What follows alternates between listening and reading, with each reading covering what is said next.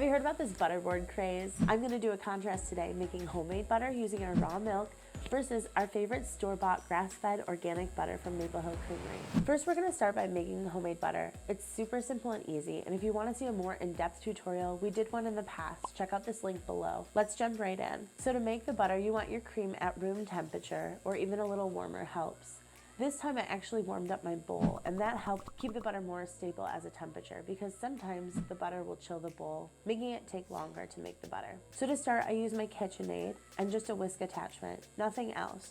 I have my raw cream, that's right from our farm. Next, I'm going to slowly start the whisk attachment and work it up to full speed. Then, to prevent a mess, I'm going to cover it with just a muslin or regular cloth that I have in the kitchen. Now I'm going to do dishes or some other household chores and wait. It usually takes about 10 minutes and you'll start to hear a change in the whisk. The first change is going to be the frothing or whipped cream stage.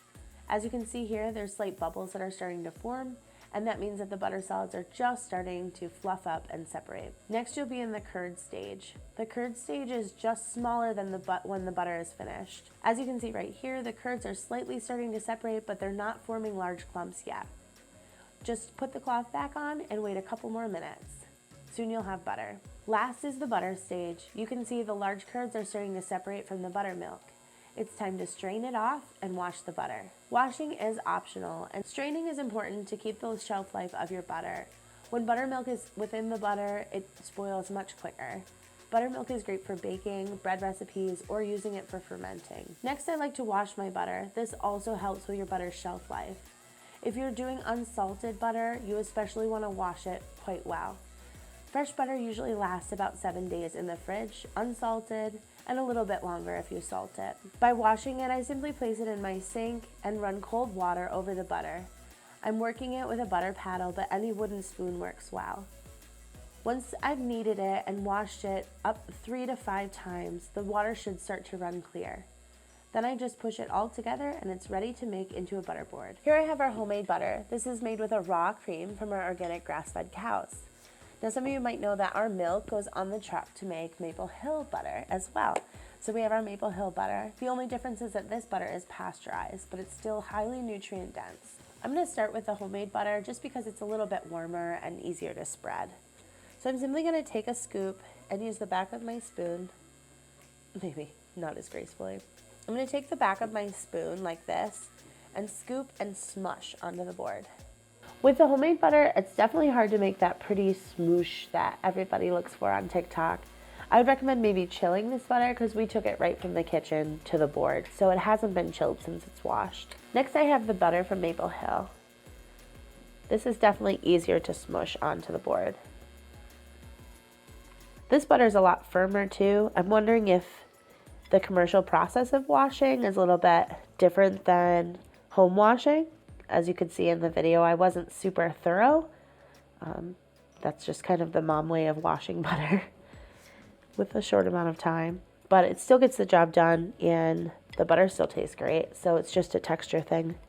The hard thing is not taking the butter off. This is definitely harder than they make it look online, for sure.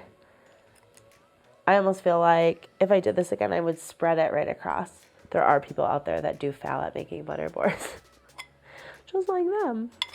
Okay, I still feel like it's workable and it'll be good for the kids to kind of dig in there. I'm really curious what they're gonna think when I say, go ahead and eat all the butter you want. Okay, next I'm gonna do the toppings equally, so they'll have the same exact flavor. And we're gonna start with some raspberry jam. So I'm gonna use this raspberry jam that me and my 5-year-old made this summer. It's a nice treat. I definitely think a jam works better for this than a jelly because jams are a little bit more spreadable. And just a fun fact, if you want to know the difference, jelly is it's when the fruit is strained out of it, so there's no seeds or skins. And jam has it all included. So it's just a little bit chunkier and usually a little bit like smoother as far as spreading. Jam tends to set up pretty well. So I'm just gonna kind of like drizzle this, not gracefully because I'm not one of those gourmet TikTok chefs. Just a mom who likes fun things for my kiddos to eat for lunch. And I'm going to do the same on the Maple Hill butter. When they come down, we're not going to tell them what butter. is what, and we'll see what they think. Which one they like better. Okay, after the jam, I'm gonna do some bacon bits and bacon fat. So I have some fresh bacon bits and bacon fat. You can see in a lot of the videos they add like oil or honey to the boards. I think it's just to make the butter a little bit softer. So I'm actually gonna add like the bacon grease right in to it. Same thing over here. Adding a little bit of bacon grease. Then last, I'm just adding this herb salt. This is herb salt that we make here on the farm. At the end of the year, it's a great way to preserve fresh herbs. And it's an all-purpose seasoning, so I use it for chicken, pork, beef, on vegetables, and then now on butter boards. It has rosemary and thyme and a couple other. If you're interested in this herb salt, we do sell it at the farm store and online. I hear the kiddos coming, so I'm gonna have them be the taste testers. I've got some of these cassava chips, and they're gonna try. So, oh, okay, just jump right in there, boys. So you guys are gonna try, there's 2 different types of butter, and let us know which one you like better. And on this is raspberry and bacon bits and butter. Hopefully we get the content. What do you think about that one, Ken? I'm gonna try this. You want to try the other one? I like this one. But you didn't try the other one yet. I don't want it. You don't want to try that? Can you please just try this one? No. Let me get you. Why don't you want to try this one? I want to try this one. But this one is like almost the same. I don't want it. I'm giving you just a little bit to try, please. An inch. I think this one's better. Because that one, it has a little more like, how do I explain it? It has a little less flavor than this one. Oh, that makes sense. I like this one more. You like this one more? Mm-hmm. Do you like the bacon the best? Yeah. Hey, Ted, there's some leftover bacon in here. Thank you, boys, for trying. Well, I'm guessing the reason they said that this one has a little bit more flavor is because this butter is older. Naturally, we just made this butter today.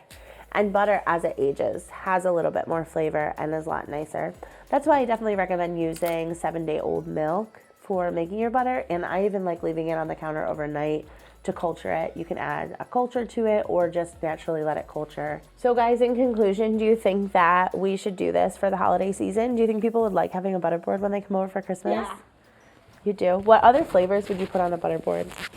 I think I would put on, like, instead of putting on jelly, we should put on a little, like, so if we're going to still put butter on it, I think we should put ham on it. Oh, that sounds good. And let's some adobo. And some adobo. That's good. We should do a Spanish version. People also do this with cream cheese. Would you like it with cream cheese? I'm not really what's it called? Cream cheese. Cream cheese, perfect. You're not a cream cheese person? I'm more of a farmer. Well, thanks for taste testing. I'm going to stay here. All right, Kat, you run the show. Huh?